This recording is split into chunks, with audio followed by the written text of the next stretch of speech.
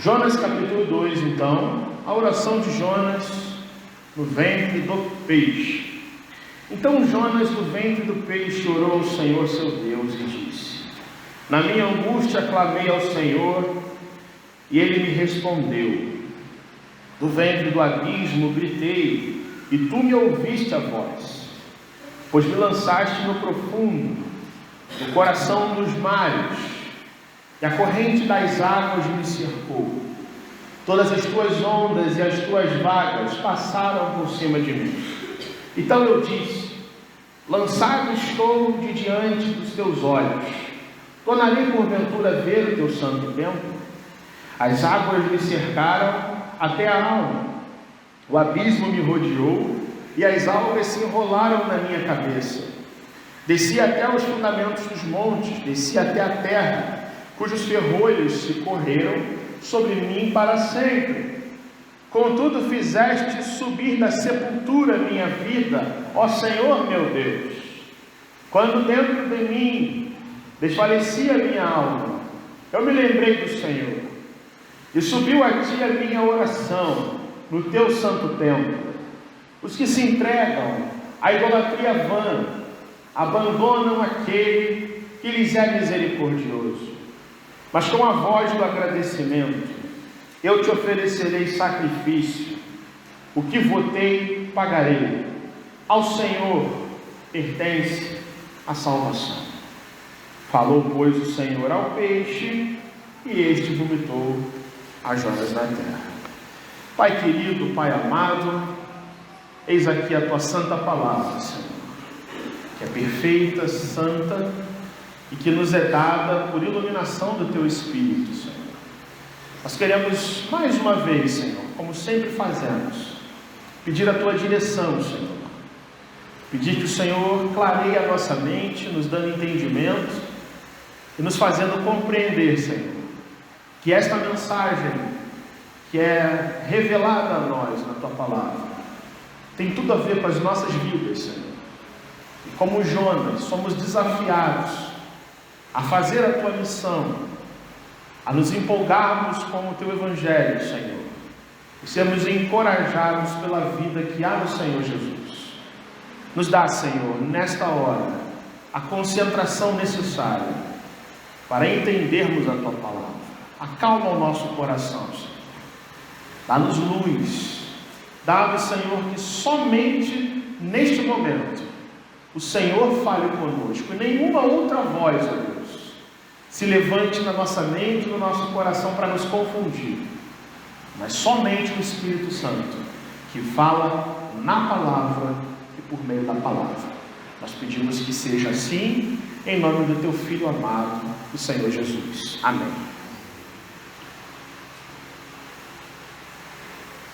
O que a gente pode entender, meus irmãos, com o que nós levantamos na pregação do domingo passado, é que esta história da Bíblia não é apenas a história de um profeta desobediente que foi engolido por um peixe.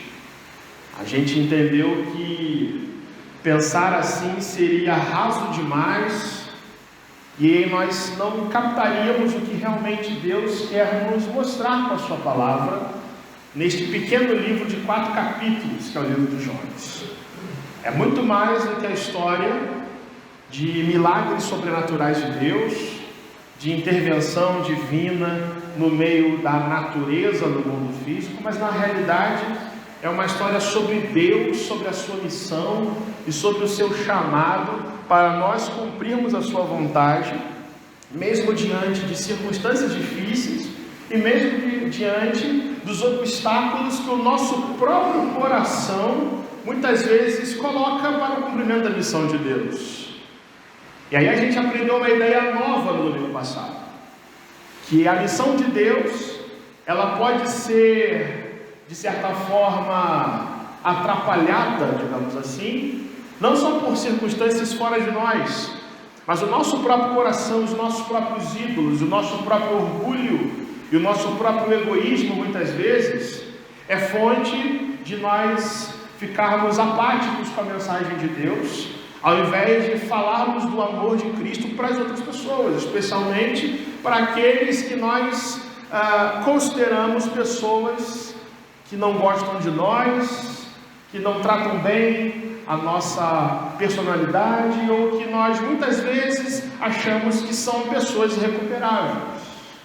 Nós vimos que essa maneira de pensar de Jonas é o que leva para o fundo do mar, que entrar em rota de colisão com a vontade de Deus, de contender com aquele que é o seu Criador, é uma tolice completa, porque o Senhor vai fazer a sua vontade usando quem quer que seja, mas o Senhor vai usar de todos os meios necessários, mesmo mandando tempestades, para colocar no profeta e nos colocar no epicentro da sua vontade, para que aquilo que Ele nos mandou fazer neste mundo seja realizado na vida daquele a quem precisa ouvir esta mensagem. E qualquer que seja a circunstância do coração da gente, qualquer que seja a realidade do país que a gente vive, qualquer que seja o nível de liberdade religiosa ou de perseguição, a grande verdade é que a missão do Senhor, a missão de Deus, o ide do Senhor Jesus Cristo, o ide fazer discípulos, é sempre uma ordem do Senhor que é movida por um desejo intenso, inegociável do coração da gente se levantar e falar do amor de Deus para as pessoas. O que move a gente a testemunhar a fé que nós temos não é somente um senso de dever diante de Deus. O Senhor nos manda pregar o seu Evangelho, mas o que também move o nosso coração é também saber que nós não somos pessoas que somos exclusividade diante de Deus, ou somos tão bons ou tão crentes que nos tornamos na presença do Senhor pessoas insubstituíveis e nos contentarmos com o simples fato de termos crescido em conhecimento na vida, crescido em tempo de igreja, crescido em vida de oração, e nos contentarmos com o fato de que a nossa vida religiosa se resuma a vir a um culto, celebrar, cantar, até Jesus voltar. Como a gente cantou no hino, nós somos forasteiros deste mundo, não pertencemos a isso aqui, somos peregrinos em terra estranha, caminhando para o lar celestial, que é a nossa casa de verdade. Aqui nesse mundo vivemos acampando em moradias provisórias, até caminharmos para o lar celeste. E a grande questão que envolve essa ordem missionária, o pregar a palavra de Deus, o ser testemunha de Jesus, o falar do amor de Cristo nas nossas relações mais íntimas e pessoais, é o fato de que nós pensarmos o que estamos fazendo com a nossa vida, entre o berço e a sepultura. Tem valido a pena? Ou tem sido apenas buscar coisas terrenas para nós mesmos?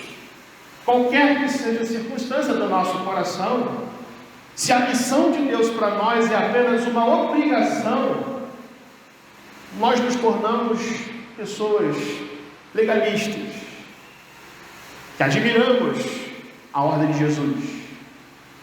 E se qualquer pessoa nos perguntar: o que você acha da missão de Deus? Qualquer um de nós diria: é algo importante, tem que ser feito, nós temos que evangelizar, nós temos que fazer e fazemos pouco. E muitas vezes a nossa atitude não tem sido essa. Muitas vezes somos bons em falar, mas nem sempre temos tido a iniciativa, a proatividade de ver alguém sofrendo e consolar com o amor de Deus, de ver alguém errando e ao invés de já julgarmos as pessoas, irmos até elas com palavras de Cristo que chamam as pessoas ao arrependimento, e como diz o hino que cantamos, reconciliai-vos já com Deus, de o Senhor nos usar como instrumentos na sua vida. Esse mês de agosto, meus irmãos, é o mês de missões, é o mês do presbiterianismo nacional, mas tem sido também o mês que nós nos lembramos de que precisamos fazer a missão de Deus, de que não a estamos fazendo talvez como o Senhor quer de nós, ou que estamos talvez nos tornando como Jonas, uma pessoa que se move não segundo a vontade do Senhor, mas segundo aquilo que o seu coração acha certo fazer. Jonas é alguém que quer dizer a Deus o que fazer. Deus o manda à Síria, pregar em Nínive, para pessoas pecaminosas, para pessoas que rejeitam a Deus e pecam grandemente contra o Senhor. Jonas pega um navio e tenta ir para o lugar mais longe possível de Nínive, Tarsis. Deus manda uma tempestade, Jonas é arremessado ao mar. Os marinheiros daquele navio se convertem ao Senhor e o adoram, enquanto o profeta de Deus, aquele que tem o maior conhecimento, aquele que no navio diz: eu sou hebreu e temo ao Senhor, está no fundo do mar, prestes a morrer afogado.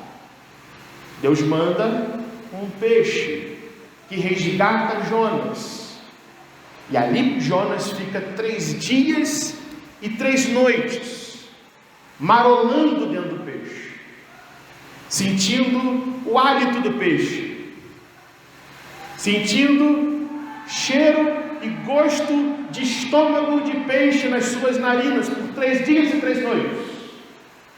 E aí então, que pela primeira vez nesse livro, esse profeta abre a boca para falar com Deus. Precisou o Senhor pesar a mão para colocar esse homem no centro da sua vontade.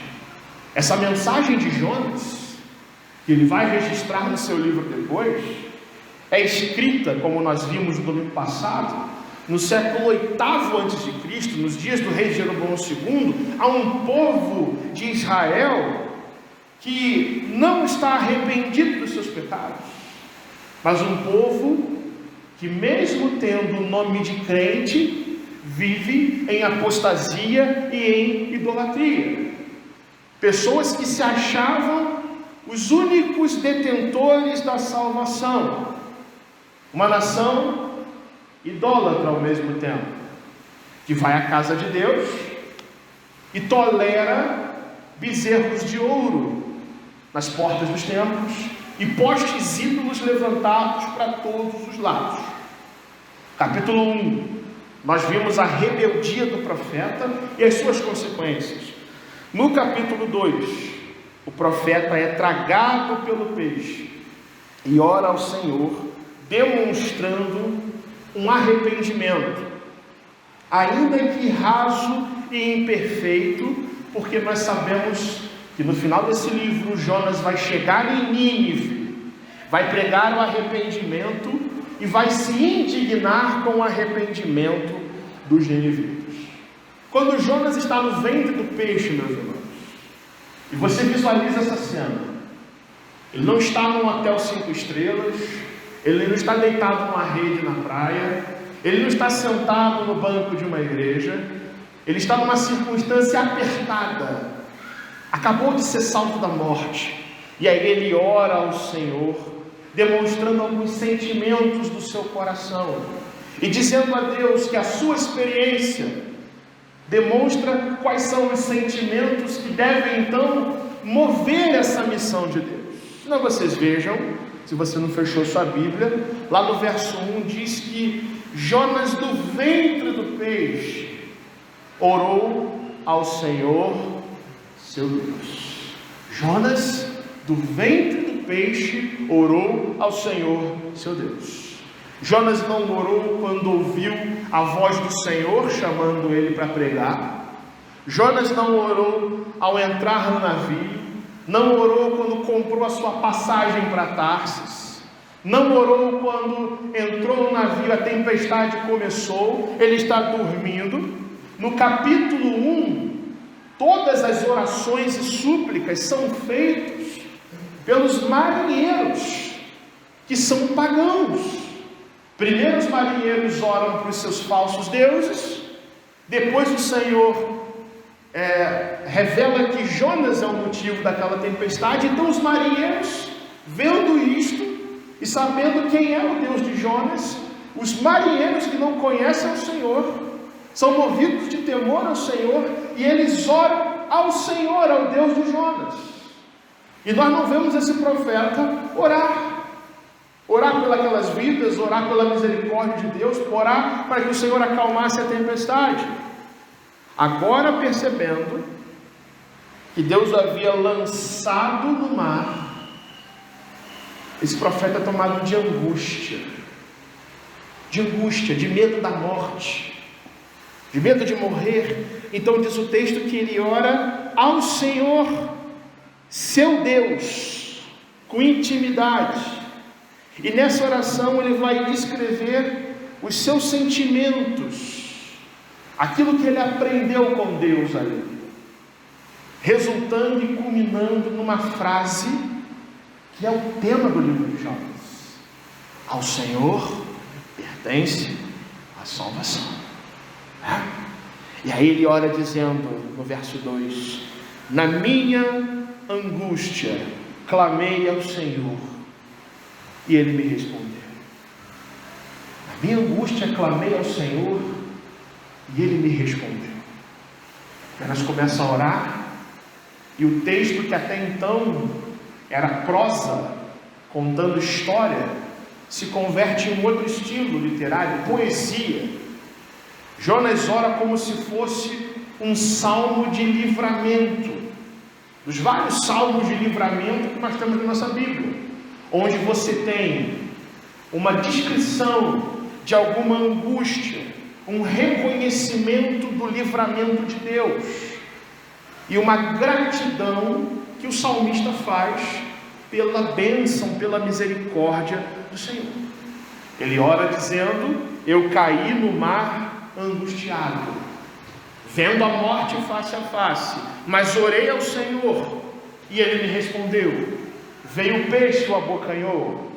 E este texto que lemos é uma segunda oração que Jonas faz do ventre do peixe, se derramando na presença do Senhor.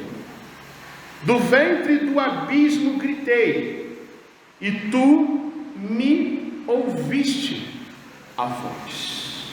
Ele entende que estava face a face com a morte, mas o que livra ele de morrer afogado não foi o peixe, mas sim a providência, a mão do Senhor que resgata. E ele diz: do ventre do abismo. Olha isso, do ventre do abismo eu gritei. A ideia de abismo na cultura hebraica é a ideia de morte. O Sheol, o mundo dos mortos, na cultura, na cosmovisão hebraica. O profeta reconhece que o castigo que o levaria à morte foi a própria mão do Senhor. Olha o versículo 3: pois me lançaste no profundo, no coração dos mares, e a corrente das águas me cercou. Todas as tuas ondas, olha isso, todas as tuas ondas e as tuas vagas passaram por cima de mim, pois me lançaste, de Jonas ao Senhor. Não foram os marinheiros que o arremessaram no mar. Esse profeta, confrontado por Deus, tem a atitude de entender que foi a própria mão do Senhor, disciplinando, corrigindo, que o faz chegar naquela circunstância. E aí ele diz no versículo 4: então eu disse, lançado estou de diante dos teus olhos, tornarei porventura a ver o teu santo templo. Tudo isso é poesia, irmãos. Lançado estou diante dos teus olhos é uma ideia de demissão, de expulsão. A palavra lançado em hebraico é a mesma ideia de um divórcio no idioma hebraico. É a ideia, e Jonas se sente como uma mulher que foi repudiada pelo seu marido e expulsa de casa com uma carta de divórcio. Jonas entende que está separado de Deus. Esse é o sentimento que ele tem dentro do ventre do peixe, né? E veja que ironia, mais uma das grandes ironias do livro de Jonas. Jonas sente que está separado quando ele mesmo é que inicialmente quis fugir do Senhor. Consegue perceber a virada que Deus faz aqui? Esse cara quer fugir de Deus. Lá no capítulo 1, o começo do texto diz: Jonas se dispôs, mas para fugir do Senhor. E agora que a mão do Senhor pesa na sua vida, ele diz: lançado, Senhor, eu estou da sua presença. É assim que eu me sinto, como uma mulher que foi repudiada pelo seu próprio marido. E por isso a pergunta: será que eu tornarei algum dia a ver o seu santo templo? Será que eu tornarei um dia a ter comunhão e adoração com o Senhor? Verso 5: as águas me cercaram até a alma. Veja na sua Bíblia: o abismo me rodeou e as algas se enrolaram na minha cabeça. O que ele está querendo dizer com isso? Que se eu quis fugir do Senhor, que se eu fui alguém que ouviu o Senhor mandando eu ir para Nínive, mas eu entrei em desobediência querendo ir para Tarsis, se eu quis fugir da vontade de Deus, na verdade o Senhor me cercou por todos os lados.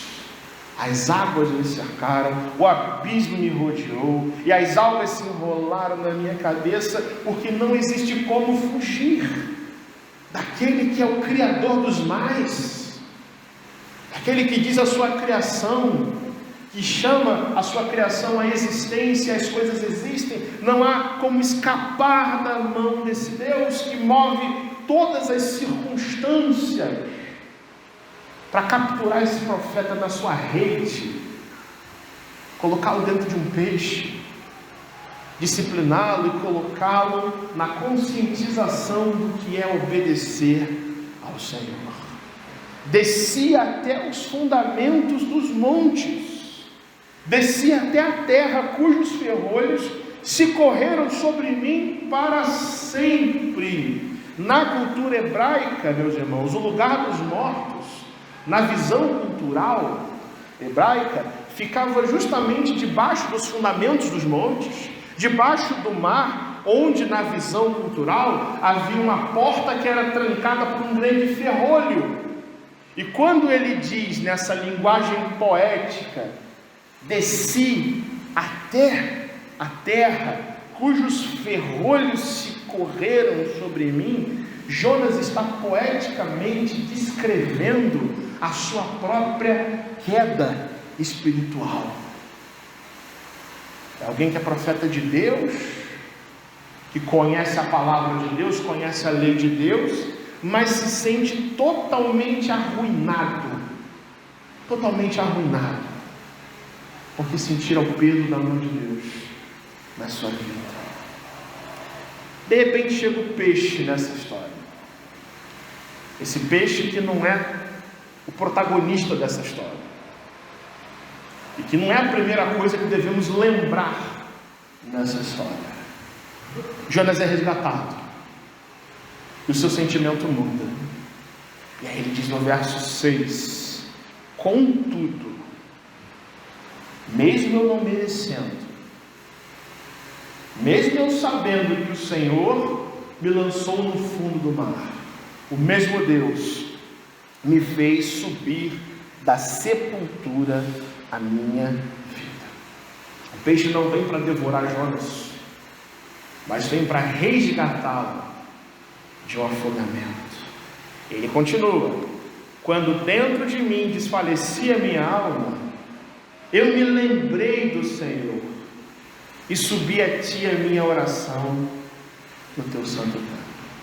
Que aqui no texto não é mais um templo físico, mas a morada celestial de Deus, para onde todo aquele que buscar o Senhor com o coração contrito e arrependido recebe o perdão de Deus e é renovado por Deus, por mais desobediente que seja, por mais que se sinta como alguém irrecuperável. Qual o aprendizado de Jonas, meus irmãos, e qual o seu testemunho para o seu povo? Porque esta mensagem é escrita primeiramente para um povo de Israel idólatra. Ele diz no verso 8: os que se entregam à idolatria vã abandonam aquele que lhes é misericordioso. De repente Jonas traz o assunto da idolatria para o texto. Por que Jonas fala da idolatria agora? Por que Jonas, no ventre do peixe, reconhecendo o livramento de Deus, agora vira e diz: os que se entregam à idolatria vã, estão se esquecendo e abandonando ao próprio Deus e esquecendo de que Ele é misericordioso? Sabe por quê, meus irmãos? Porque uma nação que se esqueceu do seu Deus está se voltando para falsos deuses, que está se esquecendo da missão maior desse Deus, que é ser luz para todos os povos, precisa ser confrontado com a palavra de que adorar a ídolos nada mais é do que se esquecer dos grandes livramentos do Senhor, da aliança do Senhor, das suas muitas misericórdias sobre o seu povo. Para Jonas, um idólatra, aquele que não cultua o Senhor, não é uma pessoa bem intencionada, porém ignorante, não é uma vítima, mas é alguém que age com total rebelião para com Deus. Então Jonas dá um testemunho para o seu povo, dizendo: meus irmãos, eu aprendi com a disciplina do Senhor, eu precisei entrar no ventre de um peixe para entender que adorar ídolos significa abandonar o próprio Deus, é ingratidão contra esse Deus que é misericordioso. Mas com a voz do agradecimento eu te oferecerei sacrifício, o que votei, pagarei. Jonas entendeu que a misericórdia de Deus, a compaixão, esse resgate dele, é o que lhe propicia a certeza de que ele vai sair do ventre do peixe com vida, e a sua volta a Jerusalém significa que ele vai se dedicar ao Senhor, vai render sacrifício, vai render louvores a Deus. Ele olha para a misericórdia do Senhor e diz: Senhor, com a voz do agradecimento, eu votarei ao Senhor em gratidão. E ele termina com a famosa frase que define esse livro e que é o ponto central desse texto: ao Senhor pertence a salvação. Somente ao Senhor cabe dizer quem será realmente salvo. Não cabe ao profeta, não cabe aos homens, não cabe ao povo de Israel, não cabe ninguém a determinar a salvação. Somente o Senhor pode dizer aonde os seus profetas têm que ir pregar a sua palavra. Somente o Senhor, e a ninguém cabe dizer o que ele tem que fazer, quem ele tem que salvar, quem tem que se arrepender. Jonas diz: ao Senhor pertence a salvação. Verso 10 essa poesia cessa e o texto volta ao formato de uma história, de uma prosa, de uma narrativa. Diz o verso 10, que falou, pois, o Senhor ao peixe, e este vomitou a Jonas de volta à terra. Preste atenção nisso, meus irmãos. Muito provavelmente, Jonas é lançado de volta numa praia perto de Jope, onde ele embarcara no navio que fica na costa do mar Mediterrâneo, né? E Deus está recomeçando com o profeta esta missão, devolvendo a terra. E o texto é crucial quando diz que o peixe vomitou a Jonas. O peixe não cuspiu. O texto não diz que o peixe simplesmente lançou, mas o profeta volta para a praia coberto de vômito, né? E a gente fica assim, coitado de Jonas, né? Eu diria coitado desse peixe, que ficou 3 dias e 3 noites com esse profeta intragável. Jonas era intragável mesmo, com a sua rebelião dentro do ventre do peixe, né? E é interessante que ele é humilhado no fundo do mar, e assim se sente, é salvo por meio do peixe, para voltar para a terra, humilhado de novo, sendo arremessado na praia, coberto de vômito de peixe, fedendo a vômito de peixe. É como se Deus dissesse, isso é realmente o que você é. Seja humilde. Pare de rejeitar a salvação que a mim pertence e vamos recomeçar de novo. A ordem que eu dei para você lá no início dessa história: dispõe-te, vai a Nínive. E assim Jonas recomeça a sua missão, o seu chamado profético com Deus. O que esse texto vem dizer para a gente nessa manhã, meus irmãos?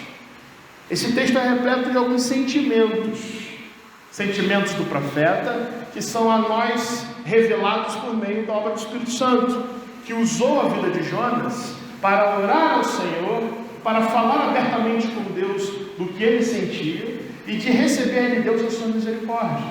E a lição do Senhor, como eu disse no início, não se move apenas por uma questão de obrigação, mas por sentimentos, por motivações que nos levam a pregar a palavra de Deus, a serem testemunhas, a sermos como igreja testemunhas do Senhor.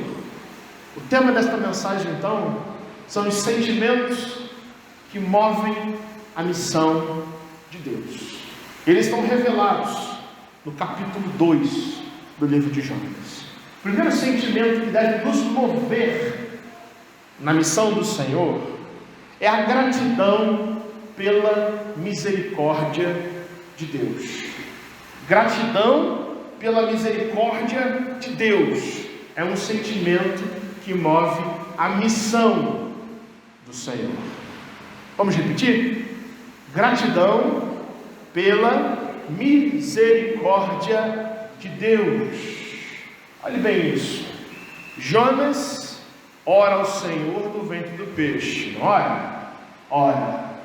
E quando ele fala com Deus do ventre do peixe, todo este capítulo 2, toda esta sua oração, nós não vemos um pedido sequer a Deus. Tudo é gratidão, confissão e exaltação da majestade desse Deus. Jonas está no ventre do peixe e ele sente que a sua punição vem do Senhor, e esta punição e esta disciplina é justa da parte de Deus, e ele não tem outra coisa a fazer senão agradecer ao Senhor pelo livramento da morte, porque ele ia morrer afogado, e se morresse afogado, seria justo, contendeu com o Senhor. No entanto, o Senhor foi misericordioso, e Jonas está reconhecendo a misericórdia do Senhor, está agradecendo a Deus por isso. Jonas muito se angustiou, é verdade, mas quando ele invoca o nome do Senhor, vendo a morte face a face, A sua oração, meus irmãos, não tem qualquer mérito, não tem qualquer cobrança a Deus. Senhor, faça isso, porque eu mereço ser salvo. Jonas não ora ao Senhor dizendo: Senhor, me salva, porque o Senhor sabe que eu sou um grande profeta e que já profetizei muito, tenho um crédito enorme na conta, Senhor, para o Senhor abater agora e compensar. Eu sei que eu desobedeci a Deus. Senhor, mas o Senhor tem que lembrar também que eu já fiz tanta coisa boa, né, Deus? Eu só desobedeci a sua palavra agora. Então, Senhor, vamos lá, né? Estende sua mão e me salva. Oração de Jonas é provida de agradecimento, tão somente de reconhecimento de que o Senhor o livrou da morte, apesar da sua desobediência, e que a sua desobediência seria motivo suficiente para que ele morresse afogado no fundo do mar. A missão de Deus, irmãos, ela precisa ser movida pelo sentimento da gratidão. E a gratidão a Deus precisa ser uma atitude espiritual de todos nós. Por nós reconhecermos que se Deus nos salvou por meio de Cristo, seu Filho amado, nós deveríamos agradecer isso a Deus muito mais, e esse sentimento deveria causar em nós uma alegria pela salvação que recebemos, que nos move a levar pessoas perdidas, levar a elas a mesma mensagem que nos reconciliou com o Pai. Essa é a mensagem que o Senhor nos deu, provendo lá dos altos céus, que vos reconcilieis com o Senhor teu Deus. Reconciliai-vos já com Deus. Você proclama isso com alegria? Você sente orgulho em dizer isso? Alegria, regozijo? E dizer: Senhor, muito obrigado por eu ter sido salvo, e me ajuda, Senhor, já que eu fui salvo, a ser usado pelas tuas mãos, para que outras pessoas não morram no fundo do inferno e sejam tragadas pela morte. Jonas diz a Deus no verso 6: o Senhor me faz subir da sepultura. O Senhor me faz subir da sepultura, me livra da morte. Qual foi a última vez, meus irmãos, que nós dissemos isso para alguém? Eu era perdido, mas Cristo me achou. Qual foi a última vez que você disse isso para alguém, como testemunho de fé, de esperança no seu próprio coração? Eu era cego, mas agora vejo. Eu era alguém como Jonas, angustiado de morte, mas o Senhor, por meio do seu Filho, trouxe paz ao meu coração. Eu me sentia cercado, não por algas, não por ondas, não pelo abismo, mas cercado pelo pecado. Mas eu fui abocanhado, tragado pelo amor gracioso de Jesus Cristo, meu Salvador. Irmãos, falta de evangelização na nossa vida é ingratidão contra Deus. Essa é a grande verdade. Eu não estou falando aqui de programas da igreja, eu não estou falando apenas do que podemos fazer como eventos. Estou falando aqui de um estilo de vida que deveríamos ter.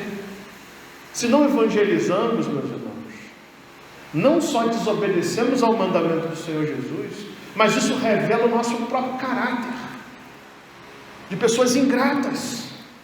Cristo nos salvou e nos chama a anunciar a sua salvação para as almas que estão naufragando, perecendo e morrendo rumo ao inferno.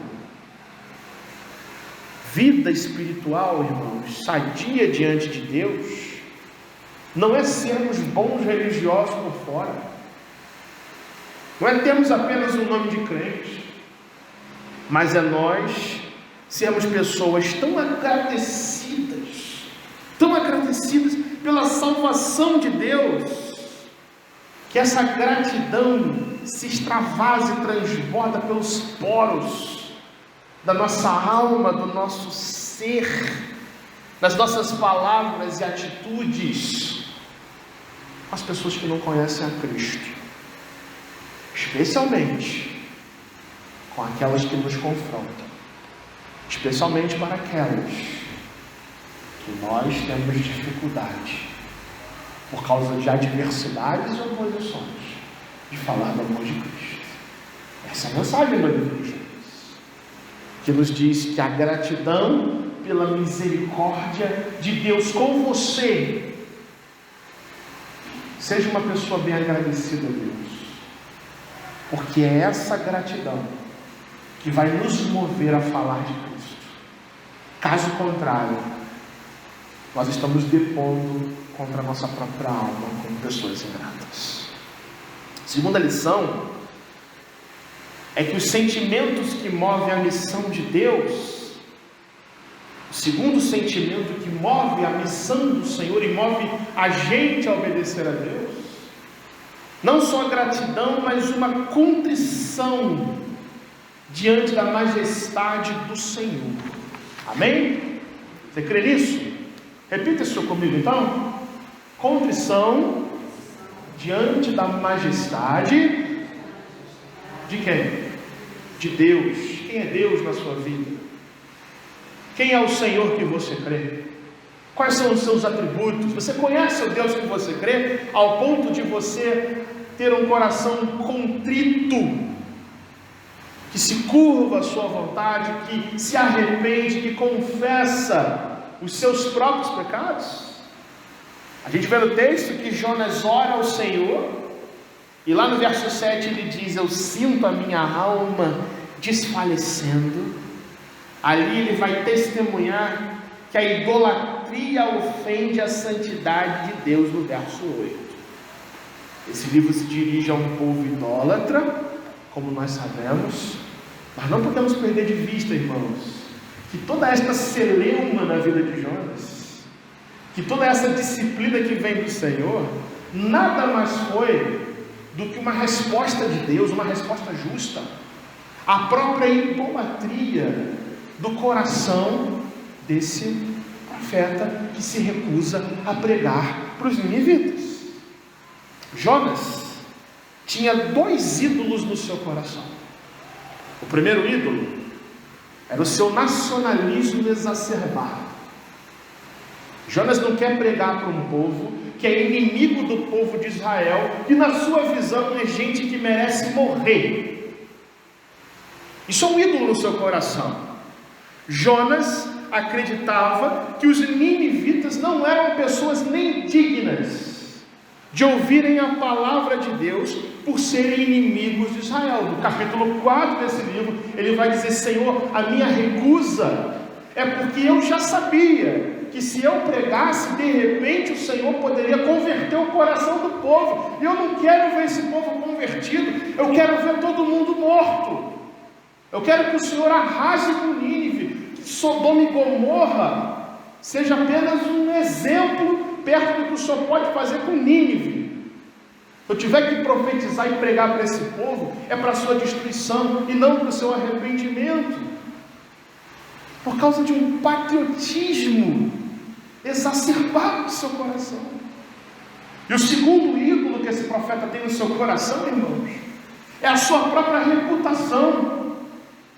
Na sua cabeça, ele pensa o seguinte: eu não posso pregar para esse povo, porque vai que esse povo se converte, isso vai queimar o meu filme, isso vai queimar o meu filme de profeta. Eu preguei para o inimigo e o inimigo se converteu. Não! Ele diz aqui que aqueles que se entregam à idolatria nada mais são do que pessoas ignorantes à própria misericórdia desse Deus. E é por isso, meus irmãos, que Deus tem que jogar esse cara no mar. É por isso que Deus tem que deixar esse cara marinando no ventre de um peixe por 3 dias e 3 noites, sentindo futum de estômago de peixe, para fazer esse homem voltar à lucidez, a cair em si, a compreender que o Senhor é justo, é santo, é cheio de ira contra o pecado, mas a Ele pertence a salvação. Ele converte quem Ele quer, Ele salva quem Ele quer, Ele é misericordioso com absolutamente quem Ele deseja ser misericordioso. Então, meu querido Jonas, largue essa idolatria, diz o Senhor para ele, porque essa mensagem não é só para o Israel que vai ler este livro depois, mas é para o próprio coração do profeta se mover na direção da vontade soberana e reconciliadora do Senhor. Meus irmãos, para nós evangelizarmos as pessoas e as ganharmos para Cristo e em Cristo, nós precisamos despir-nos dos nossos próprios ídolos do coração, porque a idolatria é um empecilho para a própria missão de Deus. Nós temos de largar, por exemplo, nosso próprio orgulho espiritual, a nossa própria altivez de espírito, a nossa própria vaidade, a nossa própria arrogância, o achar-se irrepreensível. Tem muitos crentes que não evangelizam as pessoas porque se acham bons demais, não se misturam com pecadores, não abrem espaços na sua vida, não encontram pontos de contato, não fazem relacionamentos com pessoas com base em puro orgulho e se acharem muito crentes e muito espirituais. É isso que Jonas está levando para refletir 3 dias e 3 noites, voltando à lucidez no ventre daquele peixe. O achar-se muito espiritual é idolatria do nosso coração. Nós precisamos ser constrangidos com a mensagem do Evangelho, que nos afirma, que afirma para cada um de nós, que o Senhor Jesus, meu Senhor e o teu Senhor, o Filho de Deus vivo, morreu pelos nossos pecados. Não morreu por coisas boas que fizemos, não morreu porque demos alguma coisa a Deus, não morreu porque a nossa história é uma história longa na igreja, mas morreu pelas nossas injustiças, pelo nosso pecado, pela nossa iniquidade, e nos apresentou puros e justificados na presença do Pai que está nos céus. A idolatria nos faz esquecer, meus irmãos, a misericórdia de Deus, mas o Evangelho de Cristo, nosso Senhor, nos lembra dessa verdade gloriosa que nos salva. Jonas precisou ser lançado no mar. Jonas precisou ser tragado pelo peixe. Precisou ficar 3 dias e 3 noites no ventre do peixe, meus irmãos, para começar a entender o que é humildade diante de Deus. Eu pergunto para você, o que precisa Deus fazer com a nossa vida para que a gente mude o nosso coração? O que Deus precisa fazer conosco para que a gente acorde e, como crentes, preguemos esse Evangelho, aproveitando os relacionamentos que temos,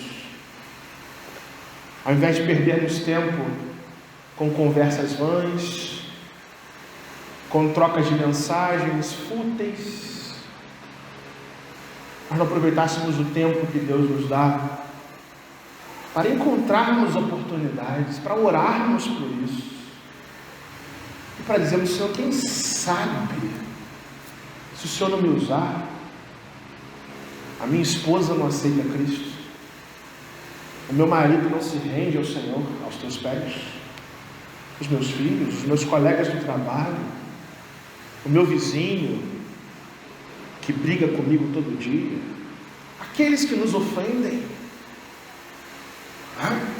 A oração de Jonas é provida de quebrantamento. Meus irmãos, sem contrição não existe evangelização. Nós só vamos conseguir fazer a missão de Deus se nós primeiro nos conscientizarmos de qual abismo que o Senhor nos livrou e qual foi o preço que Jesus pagou para que eu e você fôssemos resgatados da morte do inferno. E o terceiro e último sentimento é de uma dedicação perante ao chamado de Deus para a salvação. Vamos acordar? Dedicação, fale alto. Dedicação perante ao chamado para a salvação. Olha isso.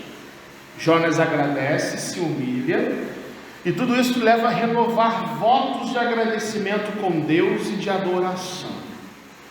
Essa experiência que o profeta viveu no ventre do peixe o constrangeu, o humilhou, mas não vemos da parte de Jonas qualquer desânimo diante de Deus. É alguém humilhado, mas não desanimado. Ele sabe que a sua salvação não veio de outro lugar, senão daquele a quem pertence a salvação, que é o próprio Senhor. Com a nossa vida, isso também acontece, porque todos nós sem exceção, já passamos por experiências ruins na vida. E a grande verdade é que nós também, muitas vezes, precisamos, irmãos, ser frequentemente testados, provados e até mesmo humilhados para reconhecermos que a graça de Deus é o que nos basta e que a nossa própria suficiência está no próprio Senhor Jesus que nos salvou. Jonas poderia ficar no ventre do peixe, se lamentando, se dizendo: eu estou realmente lascado. Poderia ficar ali colocando a culpa em Deus, a sua própria mazela, mas não vemos nada disso. Não vemos o profeta atribuir ao Senhor qualquer falta. A sua oração é repleta de quebrantamento, de gratidão e de renovação de votos espirituais com Deus. Mas eu não vejo Jonas orando, reclamando de Deus, achando que não merece estar ali, ou colocando a culpa em Deus, meus irmãos. Eu vejo muitos crentes fazerem isso o tempo todo. Eu vejo muitos crentes, meus irmãos, atribuindo a sua própria vida, ao seu cansaço, aos seus problemas familiares, aos seus problemas conjugais, aos seus problemas profissionais, ou até ao próprio Deus, a mazela da sua própria vida, da sua própria situação. E pense comigo, Jonas está no ventre do peixe, sentindo o hálito do peixe, coberto de líquidos estomacais desse peixe, marolando para cima e para baixo com esse peixe, mas pela graça do Senhor,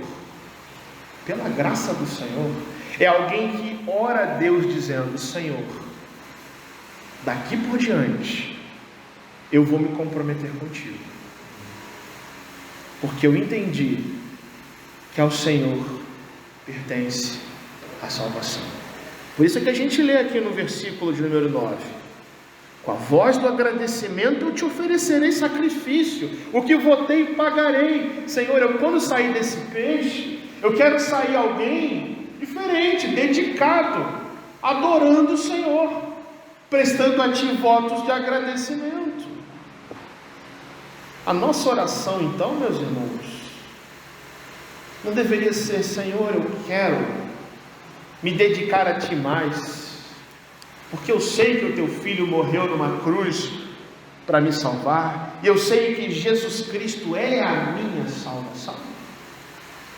A oração de Jonas é provida de agradecimento, é provida de quebrantamento, e é provida também, meus irmãos, de compromisso com o Senhor. Ainda que lá na frente esse profeta vai errar de novo, mas o seu sentimento, aquilo que ele declara a Deus nesse texto, é o que move a missão do Senhor. Senso de dever ao Senhor, mas senso de necessidade, de dedicação da nossa vida a esse próprio Deus. Olhe para o seu coração nesse momento, pense na sua vida, reflita um pouco sobre a sua vida, meu irmão. Será que o motivo de Deus humilhar a você e humilhar a mim, muitas vezes, e até muitas vezes nos lançar até o mais profundo abismo, ao ponto de nos sentirmos angustiados, não é justamente para que, como Jonas, Ele mesmo nos levante com uma atitude quebrantada e mais dedicada à sua própria missão? Será que nós já entendemos o que é salvação? Será que salvação para nós é apenas ir para o céu, viver com Deus lá? Ou salvação não seria viver para Deus aqui hoje, trilhando uma caminhada rumo ao céu com Cristo? A dedicação perante o chamado para a salvação é um sentimento que tem que mover o nosso coração para falar do amor de Cristo. Você tem se dedicado a Deus nesse sentido? Pense um pouquinho no seu coração, na sua vida. Tantas correrias, tantas agendas, tantos porquês, a vida passando. Nós estamos em agosto, irmãos, de um ano que começou outro dia, não é verdade? Quantas pessoas nós já falamos do amor de Cristo? Por quantas pessoas nós já oramos de joelhos? Quantos amigos nossos nós já convidamos para vir à casa de Deus ouvir a palavra do Senhor? Nos últimos 3 meses, no mês passado, eu pergunto para você, não espero a resposta, pense nisso. Se a missão de Deus não for movida por este sentimento, nós nos encontramos como Jonas, rebeldes contra o Senhor. Por isso que Deus nos chama a orar a Deus, para termos esse sentimento, o mesmo sentimento que Jonas aprende no ventre daquele peixe. Eu termino esta mensagem, irmãos, com 3 chamados para a sua vida, para a minha vida, como servos do Senhor. Para que a missão de Deus seja movida por Deus em nós, que nós sejamos instrumentos do Senhor, para que o ID do Senhor Jesus se cumpra em nós. Primeira coisa que nós temos que fazer é entendermos qual foi o livramento que nós recebemos. Você já entendeu o livramento que você recebeu na sua vida? Você já entendeu que salvação não é apenas ir para o céu, não é apenas viver religiosamente na terra, mas é ser resgatado de uma condenação inescapável pela sua própria força, e que se não fosse Cristo morrer numa cruz, o que ia acontecer com você e comigo seria se perder eternamente no inferno. Deus nos salvou, meus irmãos, de um abismo cruel. de um terrível destino, de uma morte que todos nós merecíamos. Cristo morreu essa morte por nós, e por isso Ele nos chama a sermos gratos, a nos lembrarmos disso, e entendendo o livramento que recebemos, a gente se levantar, a gente orar, a gente pedir a Deus autoridade para falar desse amor e dessa salvação para o nosso semelhante. Mas primeiro a gente tem que entender qual foi o livramento que Deus nos deu. Você não foi salvo de uma condenação temporária, mas de um fogo eterno que arde. Conscientize-se disso. Não desperdice sua vida. Você recebeu de Deus um livramento para viver como pessoa que prega esse livramento, para que todo aquele que crê no Senhor Jesus não pereça, mas tenha vida eterna. Segunda ordem do Senhor é que nós temos que ter na nossa vida, meus irmãos, mais quebrantamento e menos argumento. Mais quebrantamento e menos argumento. Porque somente quebrantamento é que lança idolatrias do nosso coração para fora e nos faz testemunhar a misericórdia de Deus. Nós temos que parar de dar desculpas e evangelizar mais. Termos mais quebrantamento, mais contrição, mais submissão à vontade do Senhor, e menos argumentos, desculpas, justificativas vãs para dizer eu não falo, eu não fiz por isso ou por aquilo. Mas a ordem do Senhor para todos nós é: dispõe-te, vá até aquele que precisa ouvir o amor de Deus e fale. Não fuja dessa missão. Não encontre argumentos no seu coração para deixar de fazer a missão de Deus.